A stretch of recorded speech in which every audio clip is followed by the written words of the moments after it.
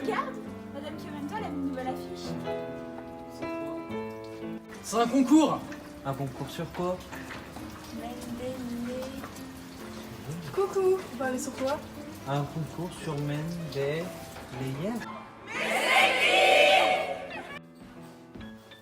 Salut Yana, qu'est-ce que tu fais? Bah, tu te rappelles de l'affiche au labo? Oui. Bah, je fais une recherche sur Mendeleïev. Mais c'est pas Mendeleïev, c'est Mendeleïev. Ah mince! Ah bah regarde, c'est un physicien russe du 19e siècle. Oh mais regarde, on parle même du génie de Mendeleïev. Bah attends, il y a une photo, on va regarder.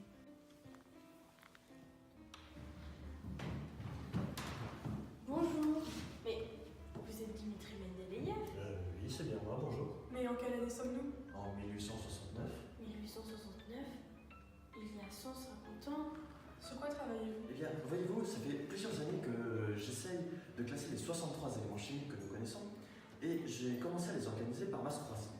Mais je me heurte à des difficultés. Je viens cependant de découvrir quelque chose d'intéressant et qui me semble va faciliter mon classement. Voyez plutôt, dans ces différents tubes, j'ai mis du calcium en solution, du natrium, du barium, du magnésium et puis du potassium.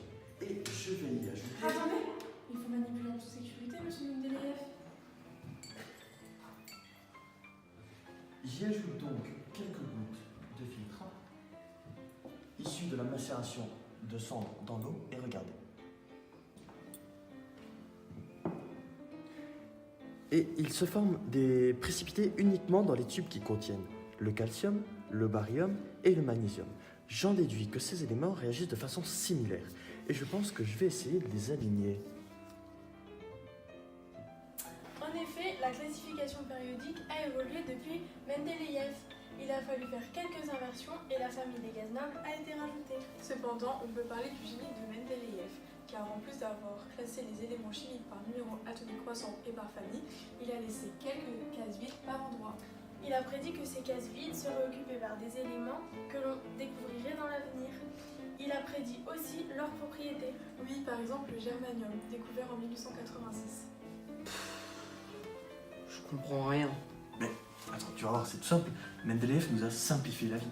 Par exemple, prenons les éléments de la famille des alcalinos terreux, dont fait partie le magnésium, le calcium et le barium. Ils sont dans la deuxième colonne, ils ont donc tous 2 électrons de valence. Ils vont donc former des cations avec 2 charges positives, pour respecter les règles du duet et de l'octet. Ils se lieront aussi aux autres atomes en formant 2 liaisons de covalence. C'est simple, non? Ouais. De toute façon, ce soir à l'internat, il y a un loto des éléments. Ça m'aidera.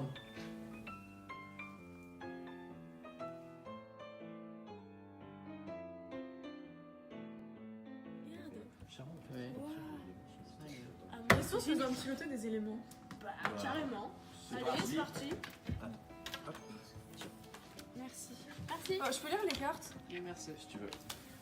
Électronique et K2, L4. C'est. Oh, en même temps.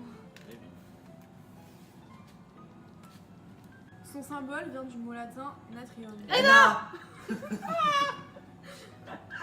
On l'a dit en même temps. Premier élément de la famille qui possède 2 doublés non linéaires. Ah bah c'est et bon, 2 c'est formes de terminé. mur. On arrête, c'est Flavien qui a gagné.